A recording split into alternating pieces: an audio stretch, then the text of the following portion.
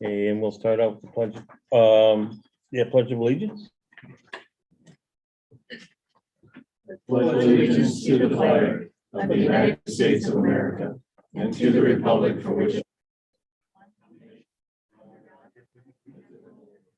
liberty and justice.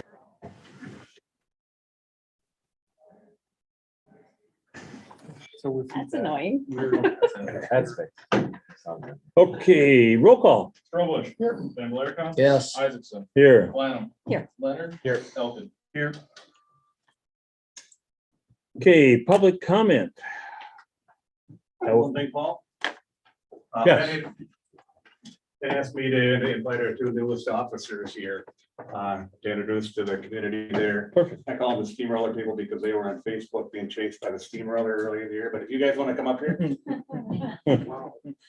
We're the steamroller people, So that's their phrase we usually. No. Way to perpetuate the label. That's great.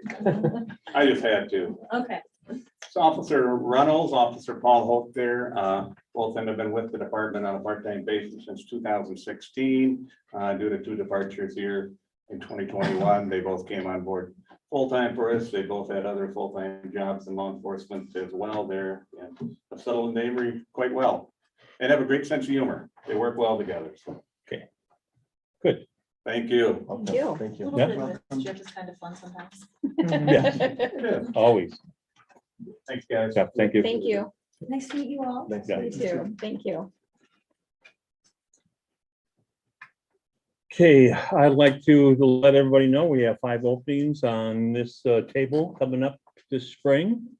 There's 1 empty city council open, 1 mayor spot will be open, 3 common councils that are filled right now open. And Rick and Tim are continuing on without the, We'll be running the city. yes, you've been running the city. Okay, as we move into the agenda tonight, number 5 on the agenda is Keller Avenue Concrete Compressive Strengths. I will call at that period. Eric's gonna give city council a overview of what's happened in the last 2 weeks, and then each member of each group can have 5 minutes at the podium to say their piece. So. Oh, moving forward, number 1. Consent. Consent agenda items, yes. I would move that we approve the minutes of the November 3rd council, November 16th committee of the whole, the special council meeting October 26th, the budget hearing November 17th, and the planning commission November 18th, 2021. I'll second. Any further discussion? All in favor? Aye. Any opposed? Okay, motion carries. Now, number 1, 2022 to 2024 election inspector appointments. Like we all have a list on our.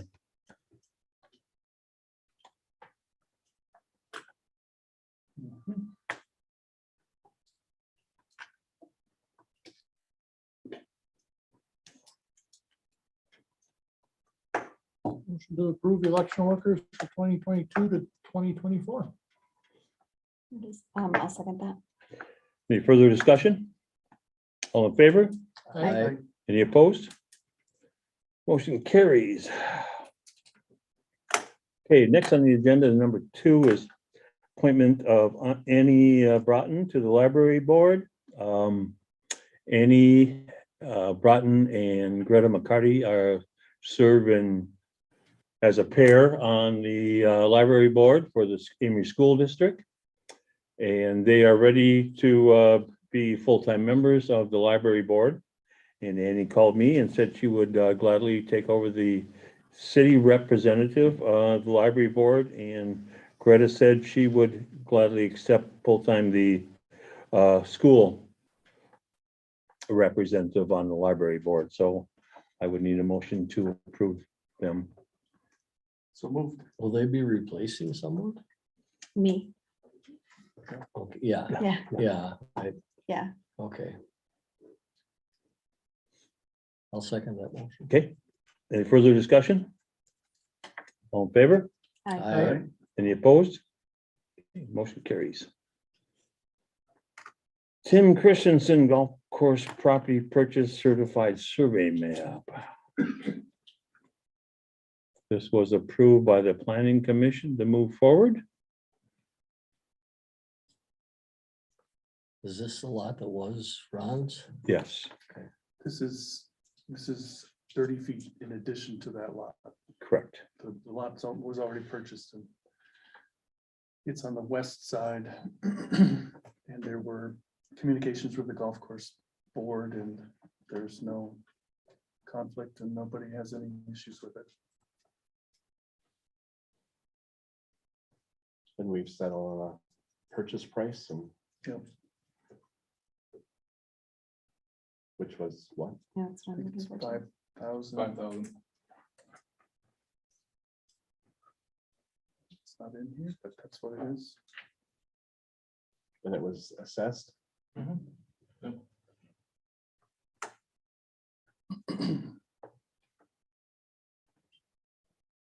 So I guess we're approving the certified survey map or the sale or both, Technically be both. separate motions. You could do it in one motion. The survey map is tied to the sale sort of. Okay, so I'll make a motion to approve the sale of the golf course property to Tim Christensen and also accept the certified survey map as presented. Second. Any further discussion? All in favor? Aye. Aye. Any opposed? Okay, motion carries. Okay, resolution authorizing issuance and sale of $2.5 million in general obligation promissory note. And I believe we have Justin on? Good evening, everyone. Can everyone hear me? Yes. Yep. Great. Well, I have really good news to share tonight. This is a follow-up to our November meeting where we discussed the financing for TID number 6, as well as the additional capital improvement projects that and capital expenses that the city had decided to borrow for. We went out to local and national banks to get interest on submitting a bid for the financing for the $2,500,000, and we received 3 bids, and the low bid being a 0.73% for the 10-year financing. So extremely low interest rate for this financing. The other bids came in at 1.70% and 1.93%. So it just shows that this one was an outlier, and it really was great for the city to receive this competitive low interest rate here. So again, this is a general obligation promissory note for the amount of $2,500,000, and this will close December 15th with maturities 2030 or 2022 to 2031. Its first call date, October 1 of 2022. So pretty much callable right away. And then the rate, we did not go out for a bond credit rating for this. And the interest rate, 0.73%. The winning bidder was Bank of Alma in Wisconsin. So congratulations. I don't know if Patty sent you the final presentation booklet that we put together or not, but if you did not see that, we can definitely send that to you. It gives a few more details of the final financing in there, but with the lower interest rate versus what we were projecting. So we were projecting just above a 2% interest rate. With getting the 0.73%, this saves the city over $230,000 on this borrowing. So pretty significant savings by getting the lower interest rate. Lottery. I say maybe we ought to get some more. Very happy with it. Yeah. Very happy. So now we just need a approved resolution 18/2021 authorizing this. Correct. Make a motion to approve resolution 18/2021. Second. I just lost it. It's not on my sheet anymore. Any further discussion? All in favor? Aye. Any opposed? Okay, motion carries. Thank you very much. Thank you. Thank My you. pleasure. Okay, now we're to number 5, Keller Avenue Concrete Compressive Strengths. And Eric, would you like to start off?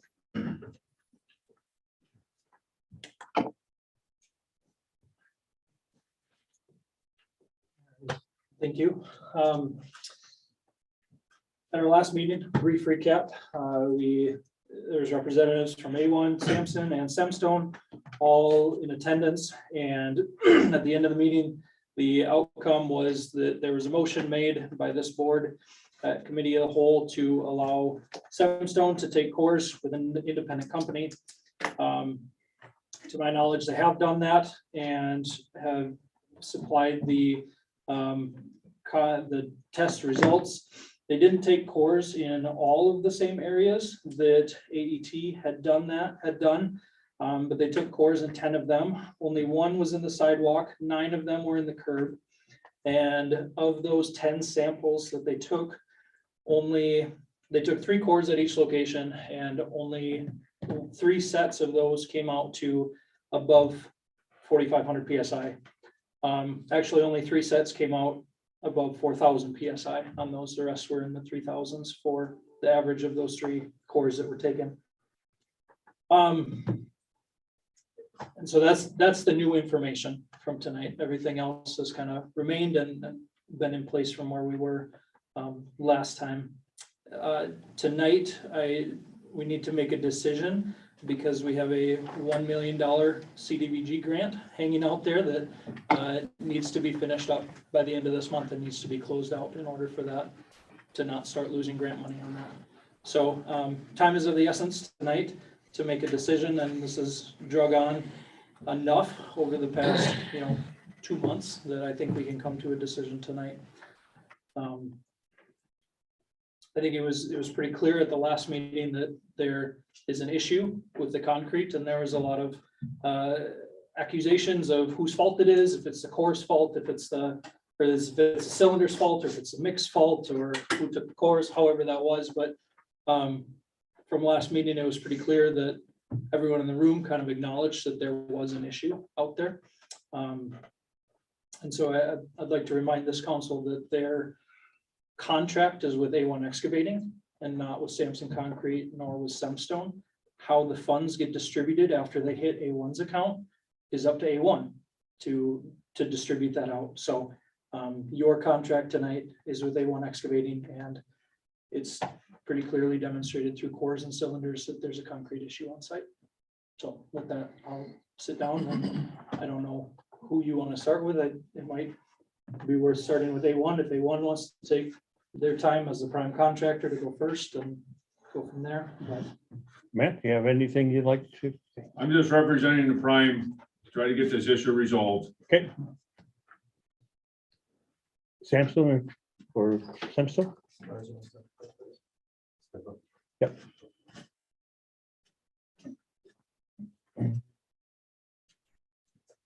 I'm Lars Anderson with Semstone. So just to recap a little bit, we sent this information over and we tried to recap it with a letter. So there's 18 locations originally that were cored. And we didn't have any ability to decide where that was. Weren't involved with that. They took 1 core from each location. They used a 3-inch outside diameter core. So ultimately you ended up with 2.75-inch diameter inside cores, which are much smaller than what it's supposed to be. So we ended up questioning that because there's supposed to be 3 from each location. So we evaluated it. We took the lowest 8 spots. It wasn't 10 spots, those 8 spots, and we recorded those 8 spots. We took 3 cores. We used a 4-inch core bit. We hired Broughton to do that. Out of those 8 cores, so just to explain a core versus a concrete cylinder. So a concrete core, when it's cut through the concrete, you're cutting the aggregates. They take that core, they put it in a bag. It's a plastic bag. Basically, they get the moisture gradient even through the cores for 5 days. And then eventually they break those cores And there's a relationship between cores and cylinders. So ACI has identified that the rule is 85%. So their specification in ACI says that no one core can fall below more than 75% of the design strength, and the average needs to be over 85% of the design strength. So it's just a relationship. Lots and lots of studies have been done about this, where they take load of concrete, they take cylinders from it, they pour a big block, they take cores from it. They've established that relationship. So the next piece is really the design strength.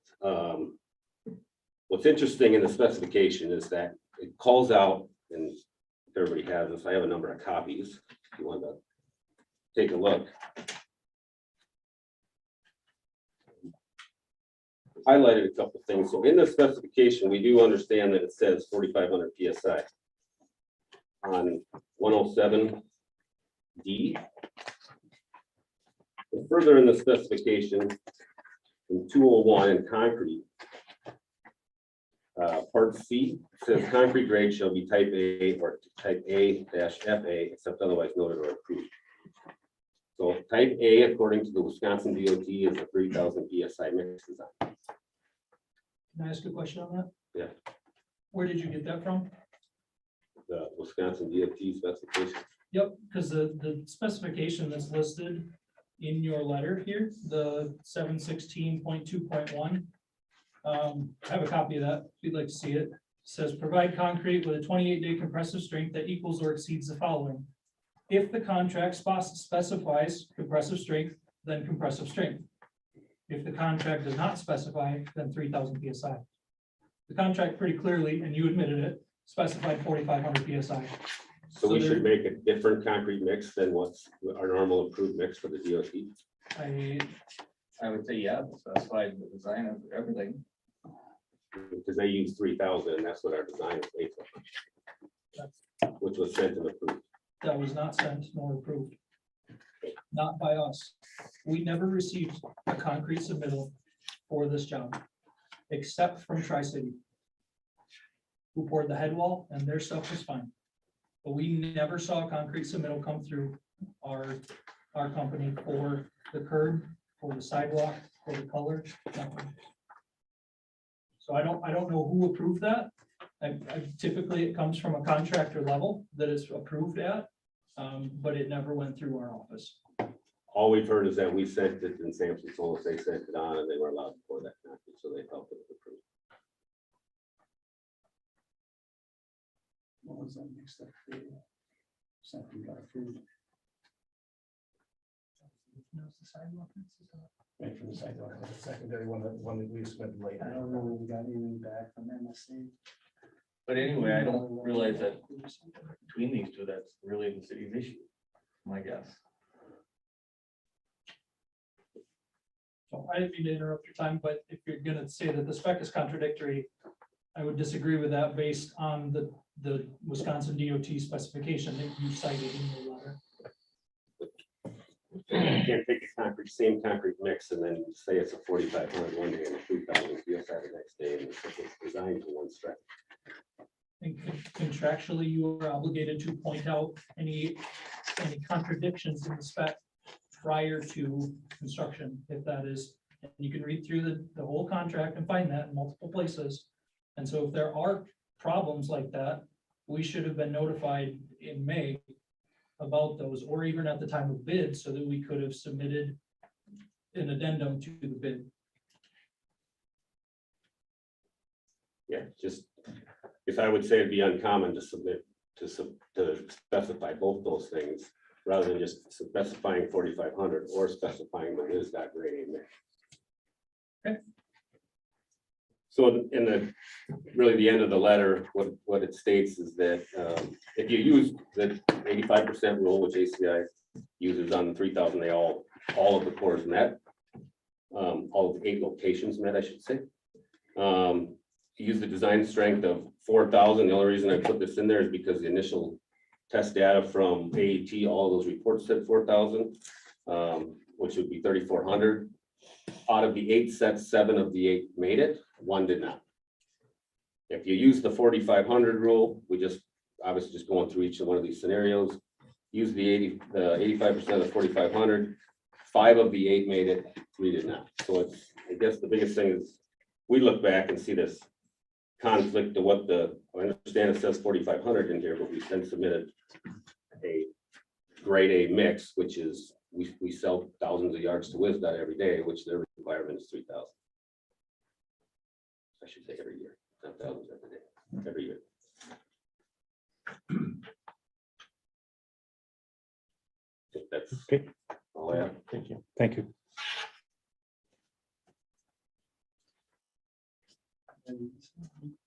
Well, I just have a question for Eric. Wasn't there something, the cement design was changed?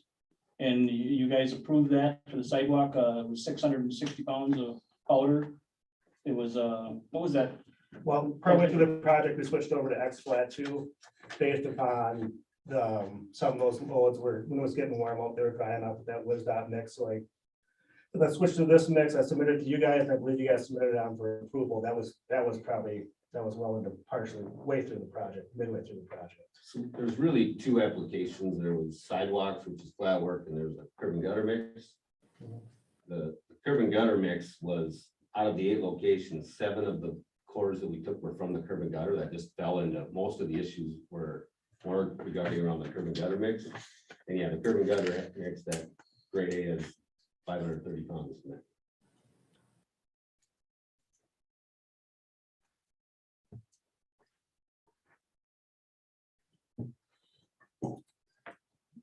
I just wanted to respond to you. I don't remember seeing anything come across into our office on any sort of redesign. I actually only knew that you guys switched mixes when I saw it on the invoices. Sean said that he got that approved on, that was actually a verbal thing through Drew. Oh, it's through Drew? Oh. Drew's not here, so. Okay. Yeah, I didn't see any sort of mix design. But that was, if that was approved, then, I mean, I don't know, but how did I was the, out there every day. I never heard about it. how did the sidewalks come out compared to the curb? Do they have higher strengths than the curb? Does anyone else want to speak? Otherwise, you guys can debate this. Our position here is not to debate who was at fault or what spec was right or wrong. Our position here is to reconcile what payment we're going to make. And whatever payment we make or don't make, then you, A1, the contractors, you all can litigate that on your own if you can't come to some sort of agreement on it. Because we're not concrete people. Our position here is not to debate who's at fault. That makes sense? So unless somebody's got something to speak, we're going to move on with our business. Well, if you guys, I have a bad hip and bad back, so I can't stand up there, but if you have that speaker they had last time I was here, they could just, I have a couple things I want to say. I think you're gonna flip it on button if it isn't. Is it on? Okay. One of the questions I would just like to know, and I think I've asked Eric this already, but maybe so it would be clear to the council, is how he arrived at those penalties. My feelings is the penalties are way high. And that's just my feelings. Yeah, if the test didn't meet 28 days, obviously maybe there should be something there. But as far as the strength, what he just said, he said those strength tests actually passed with the cores. So I'm just wondering if you guys should maybe look at reevaluating the penalties. Because to start out with, they're very high. And I don't know if that's still what you're looking at tonight to still go with, or if you're going to be changing that now because of what the cores were. Otherwise, that was all just a waste of time. Are you talking about the penalties as it related to the 7.5 versus 8-inch curb pours, or what penalties are you talking about? No, the penalties of the cores not meeting 4,500. Okay, because we haven't set any penalties. We've just, right? It was, Oh, I the was. suggestion was that there was no payment of materials. Right, until we resolved it. Yeah, Yes. thanks for the clarification. So was there penalty? I mean, did it have? We haven't resolved what we would be paying. It was that we were not going to pay anything until we got the results back. Okay, Then at this point, we will decide, I guess, or determine So there's what. 166,000 in escrow right now on the table. And that 166,000 is labor and material, No. Just material. just material. So, our determination tonight is going to be how much of that material cost at 166 are we going to reimburse or pay? Knowing that we did not get the product that we requested. Whoever's fault that was, I'm not pointing fingers, but we did not get the spec that we required in the project.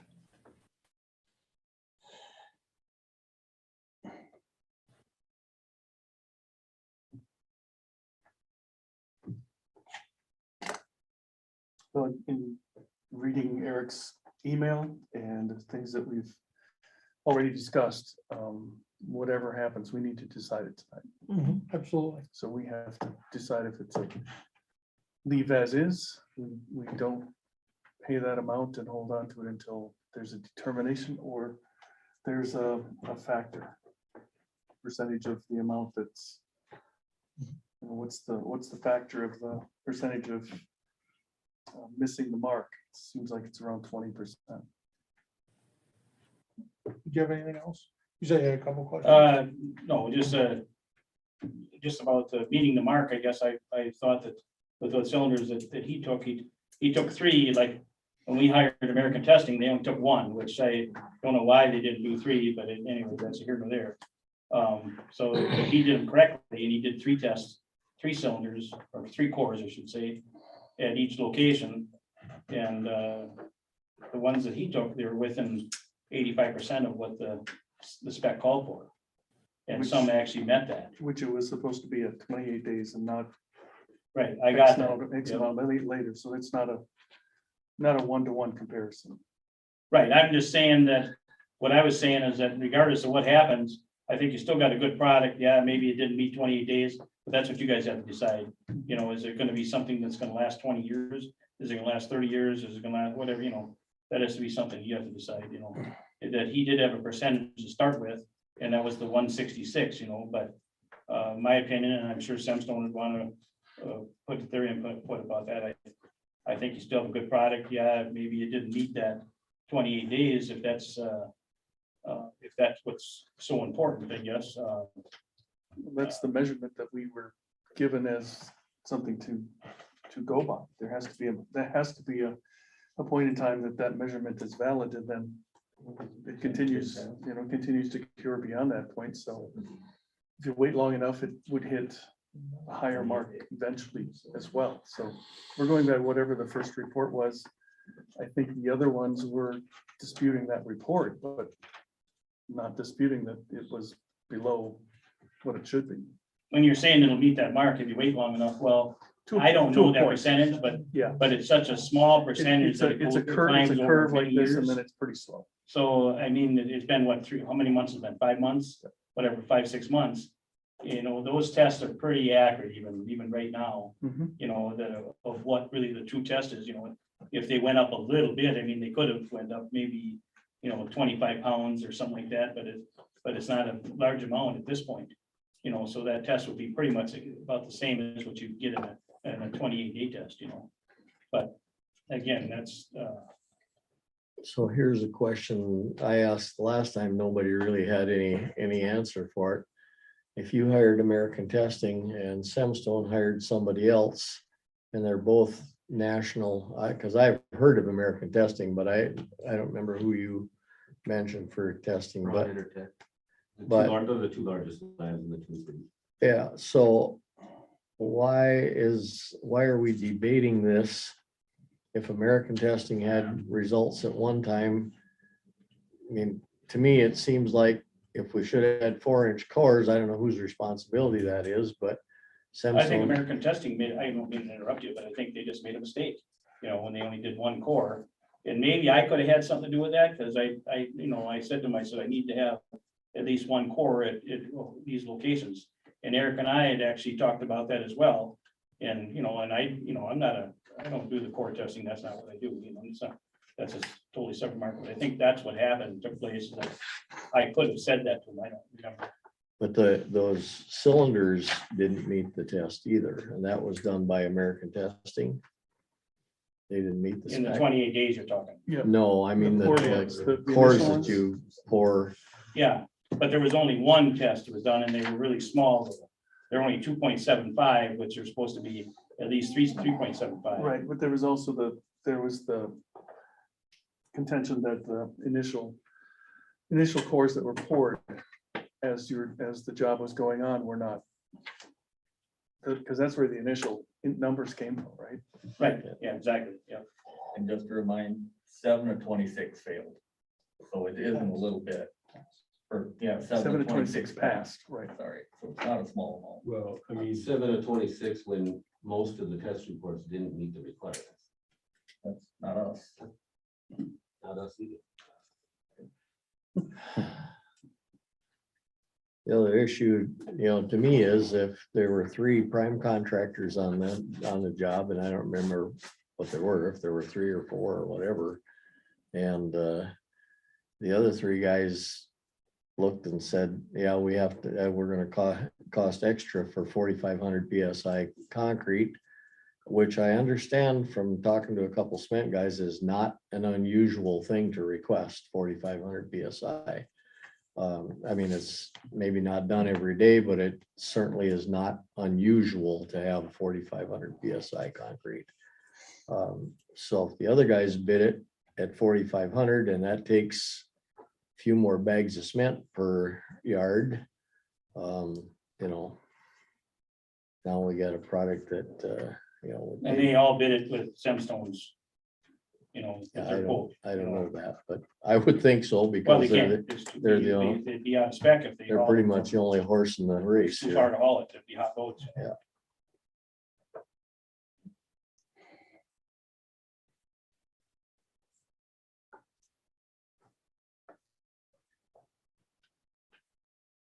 So we're talking 166 for all the material. Yes. If it was as purchased And that is 166. just the bad material. Pardon? That 166 is just the bad material. It's not the stuff that. Not the good material, it's Correct. just the bad No, material. that's all of it. No, That's just the stuff that they. Oh, it is? Okay, I thought that was the total ready mix.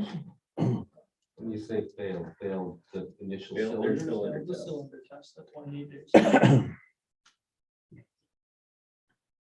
So, and what was the total amount for the concrete, Eric, offhand? For the whole bid, Yeah, I think it ended up being 471,000, something Okay. like that. But that was the total contract, wasn't it? yeah, Yes, that's. for the, that's- con- Yeah, for that's what I con- mean, that the was ready all mix, concrete, yeah. No, that's the whole, that's labor and everything. That's labor and everything. That's Oh. the total contract. I'm not sure what Right. just the materials for the whole. Yeah, but when, in the math where you came up with that number, it was deducting out only the parts that failed in the total material cost. That's correct. I have a question to Eric. How did you manage to deduct, like when okay, you had a core here, okay, and we took that core, say in the middle of that block. And that core, went 9 yards, okay, 9 yards of sidewalk. And that went 800 square feet. How would you know how much to deduct for that load? Or for that core? Everything that was poured that day that had a failed test.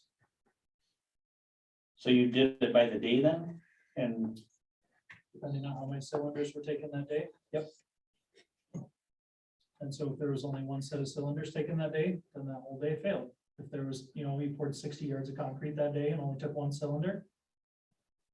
That's what we have to do. We have no. right, so do you have wrote down how many yards of sidewalk or curb that we poured that day? And how many square feet it was? Because did all of them fail one day, or did you have one that passed and that made it, or how did that come out?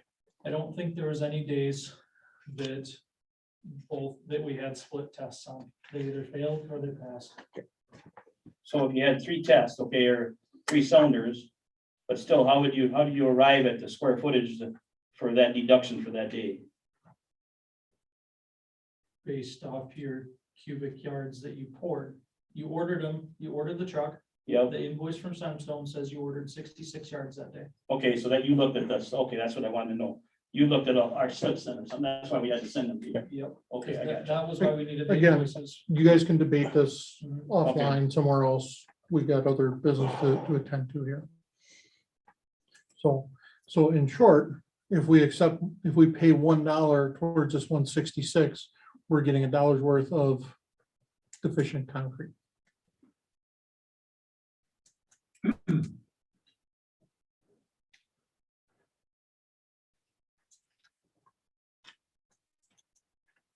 Could you explain that? I didn't get that at all. So the 166,000 is Yep. what is being declared deficient concrete. Right, That's not the complete, that's not all the material, just the deficient concrete. So if we pay $1 for that concrete that's there, we're paying $1 for deficient concrete. Or if we pay 166,000, we're paying for deficient concrete.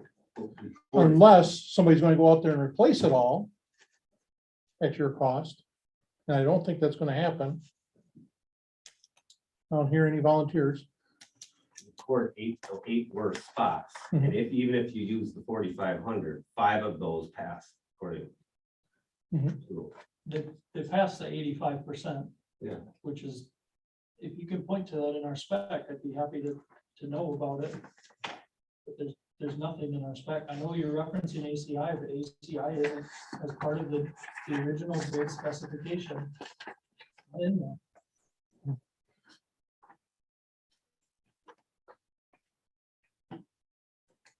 What would you like to do, Tim? Well, what I'd like to do and not the most popular. It's always a starting point. So, since nobody's stepping up and saying we'll replace it and make it right, can I say something to that? In the deal, you guys are following the DOT spec.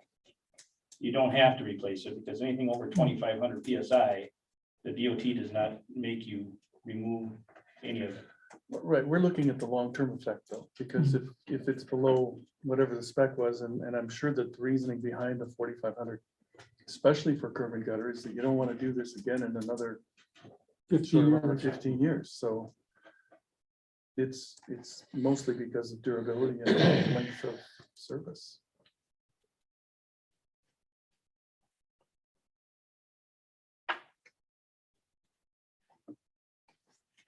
I'll throw out a number. I think it's 50%, right? This is only the concrete.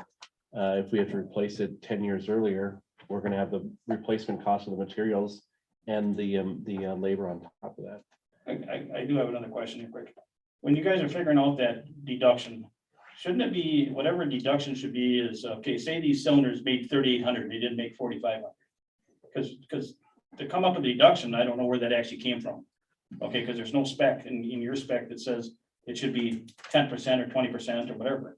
But let's say that it's at 4,500 PSI and it only made 3,800 PSI. It should be a percentage of between the 38 and 45. Not a percentage of, that's what you should be using, because you still got 3,800, and if it's only meeting, if it's only short 500. Just 1 second, you can't, either pass or it fails, it's not a percentage. But that's how you're coming up with the deduction, They're penalty. on the part that failed, the part that passed, you're still getting paid the labor. I get not it. the material. I get it, but even the deduction though, you guys don't have anything in your spec that says what you can deduct. It's pass fail. You gotta have something in your contract that says what to deduct though. Sorry, this isn't my spot. I'm saying in your spec, if it didn't pass, there should have been something in the curve of the sidewalk. And I'm not trying to be argumentative here, I'm just saying there should be something in there, just like the DOT has, but. is that a common thing to have in contracts? I think so, they do in No, sir, you do this for a living. Is that a Yeah. common thing you've seen in I do contracts? this for a Yes or living, no? but I never run into this ever. Mhm. I've never run into this before, ever. And I know you mentioned that last time that you thought I had to have it, but that's what I'm telling you.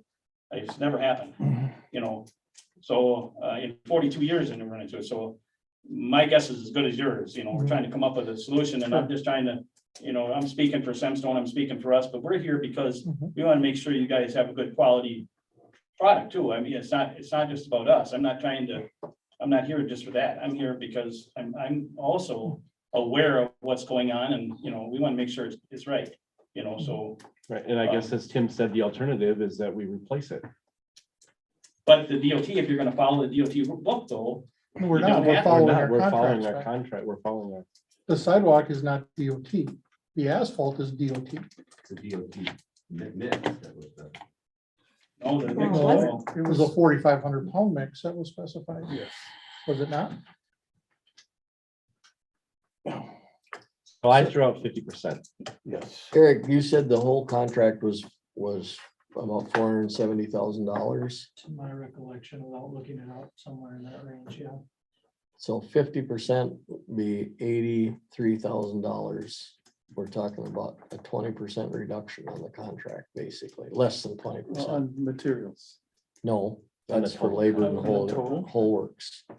So we're talking about a 20% reduction for the cement work on the entire project is what it boils down to. At 83,000, Uh, at 50% of, yeah, that'd be 80 of 166 is 83,000. That's a reduction of 20%. My guess is that's reason, that's the profit on the job. Most likely, but I don't think you're getting hurt. I mean, you're not getting hurt from the standpoint that, You think my profit's 80,000? no, 20% of the total for the cement and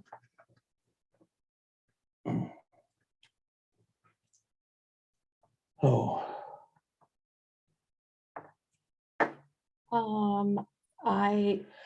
Okay, you just threw out a number. You didn't like make a, Oh, I'll Make make a a motion. motion that it's a 50% reduction of the deficient concrete, so $83,000.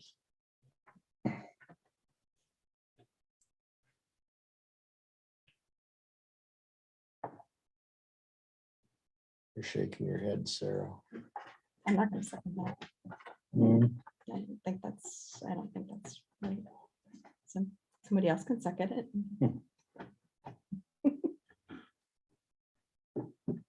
So what's your thought?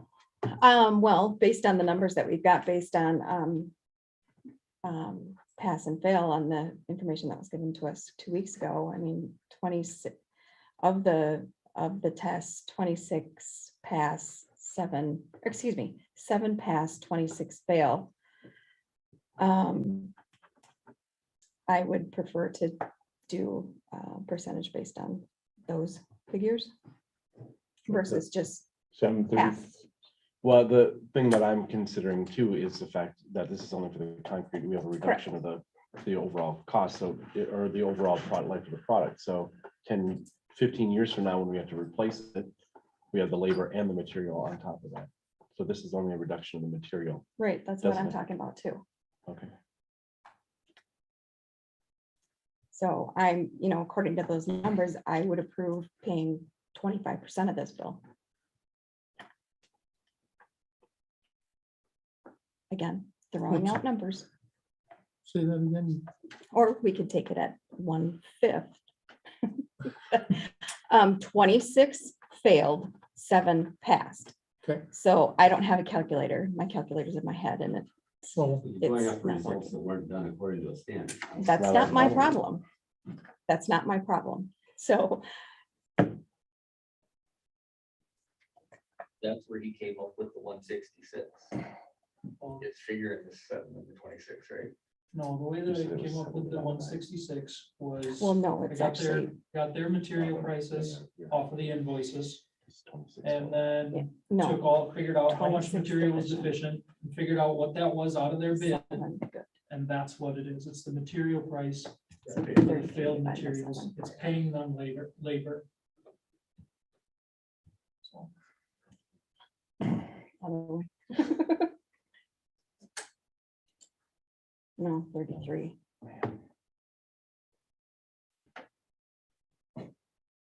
Time to count your money. are you Eric. saying What's deduct happening? 25% from the 166, Sarah? No, I'm saying pay 25%. Pay 25%. Because that's what of- passed. I mean, actually, less than that passed. According to the information that we were given 2 weeks ago. Your nickel. Eric. 41,500. I mean, that's just based on the numbers, is don't Well, I know. think first we have a motion on the floor. Is there a second to it? Otherwise, the motion should die. The motion of the 50%. Correct, your motion. I'll withdraw my motion. So then I'll make a motion. I don't know. Do we want to talk more? I think it's important to pull, call council to see what. the thought Yeah, is. Yeah, I think so too. And that's just, I think that going that far is more than, that almost becomes punitive if you go that far. I'm not sure 50% is even correct. I fall more on the side of a deduction of 25%. That's where I'm at. Because I'm looking at this, probably the range of the compressive strength, which is what you said, how much deviation there was, which probably not quite that much, but instead of all treating them all as a pass fail, I'm looking at the difference between the actual measurement and against the specification.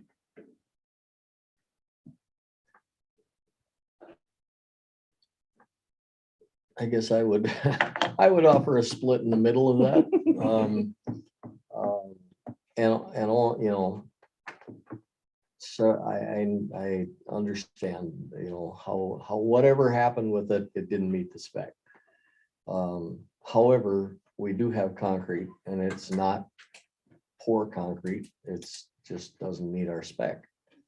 And you know, again, if you don't meet the spec, then did everybody bid apples to apples? Is that what you got? You know, or whatever. You know, if Semstone, if they read the spec and it said 4,500 PSI concrete, I don't see any real reason why it shouldn't have been 4,500 PSI concrete, because that's not an anomaly as far as the strength goes, as far as I understand it. So I personally would think, you know, somewhere in the 30%, maybe 32% would be a reasonable deal, because we didn't get what we paid, what we bid for. But Are you we saying did get, 32%? huh? You're saying 32% deduction. Yes, Thank you. Sorry. to That- interrupt. that's- Which is 112.80, that's, 112.8. that's in the middle of, Mhm. middle of everything. Is that of the whole contract or is that just? No, of- just the cement. You guys are getting paid Just for the the part that was. the fixed. good stuff and the labor you got paid for. This is just for the bad, for the cement that did not. So meet is the it test. it's 30% of the 166? Is that what Yes, you're saying? yes. and I agree with you wholeheartedly. And I don't, We have I Which don't, is concrete in the ground. 112,000. no, 30% of 160. 32% is 112,800. No, That's 30, of it's only 166. That's what we would pay. 16,000 times 3 is 47,000 and some deduction. So what Tim figured out what the payment would be. Oh, yeah, okay, I see, sorry. Sorry. That Come was- on, yeah, that's 112,000. Right straight through. I knew that you were in this agreement. Yeah, we just went at two different ends. You want to pick, you got an exact number then, Tim? That would be, 112,880 okay, is 32% of the 166. and that's what we would pull back, or that's? Yeah, no, that's We what would we hold, pay. we would hold back the 32%, 2,000. Yeah. Okay, Which would be 53,120. okay. So, And I think that's, you know, that's not being punitive, which I think if we withheld all of it, which I believe we probably are legally, we could do that, but, you know, I've been in business myself for a while and, you know, some things just happen and you don't have a lot of control over anybody, so, but I guess I would make a motion that we withhold 32% of the 166 and pay the rest. Second. any further discussion? All in favor? Aye. Any opposed? Motion carries.